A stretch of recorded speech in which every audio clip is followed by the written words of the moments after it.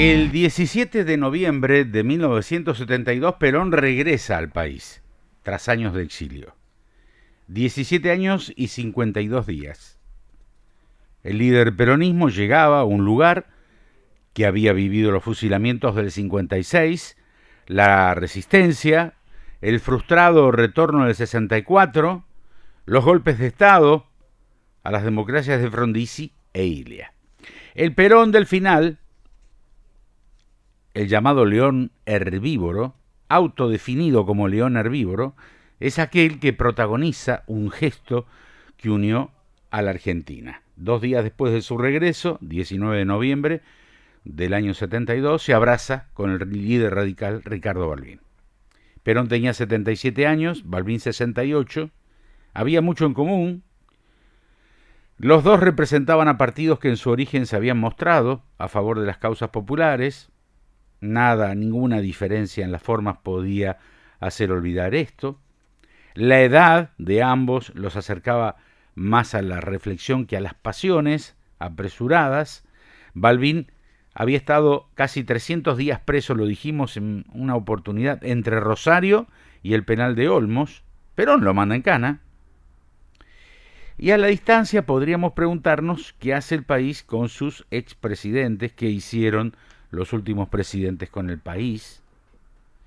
Bueno, Cristina, por ejemplo, sigue recorriendo los pasillos de tribunales. Algo parecido ocurrió con De la Rúa. Duhalde fue acusado y defenestrado como el padrino por los Kirchner. Día de la Lealtad. Haceme reír, ¿no? Y se creía Duhalde que tenía poder todavía, pobre, cuando dijo, yo traje al loco, yo me lo llevo, ¿no?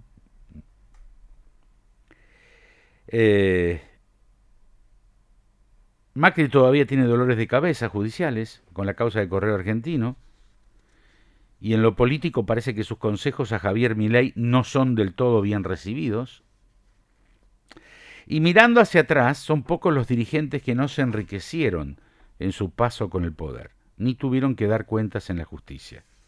Y los primeros nombres que asoman son los de Alfonsín, Ilia o Elpidio González, tal cual tratábamos el día viernes. El hombre en el que se inspira la idea de una jubilación de privilegio para un vicepresidente que había terminado en la pobreza y que se negó a recibir esa jubilación de privilegio.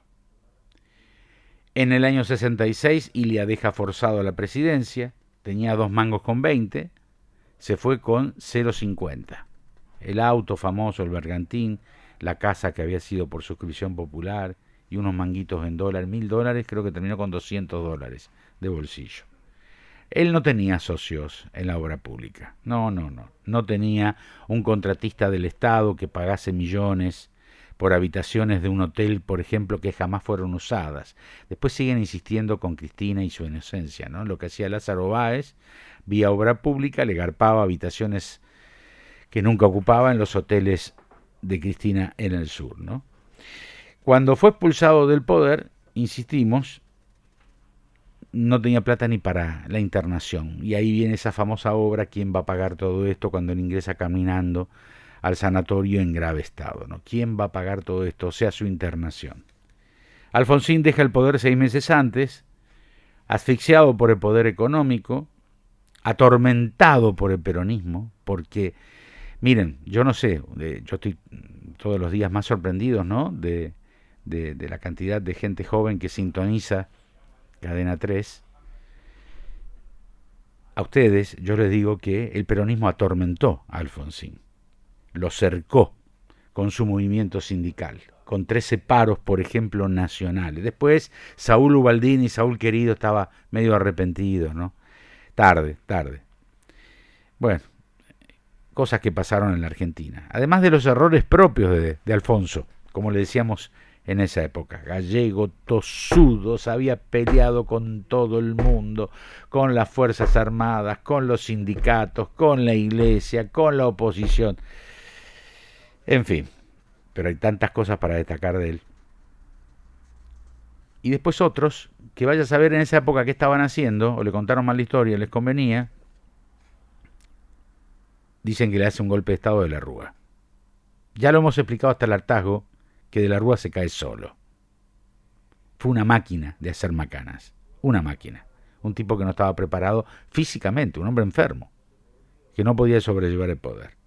Bueno, ¿qué decir del estadista Alberto Fernández, ¿no? Que no recibió ningún paro nacional, de sus amigos de la CGT durante 4 años?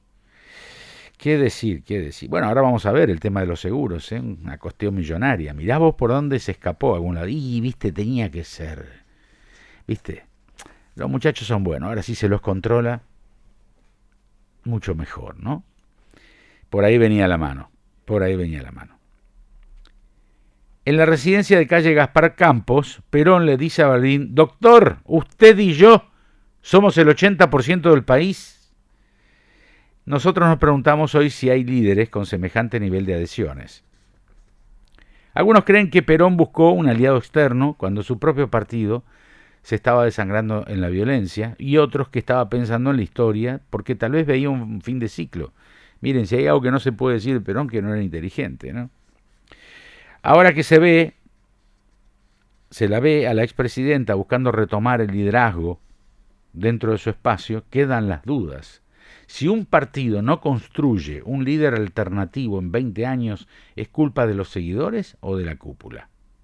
Las elecciones de Scioli, hoy en el barco de Milei, o Alberto Fernández, investigado por la justicia como candidato sin poder, ¿explican la tendencia a ceder un cargo pero no el poder real?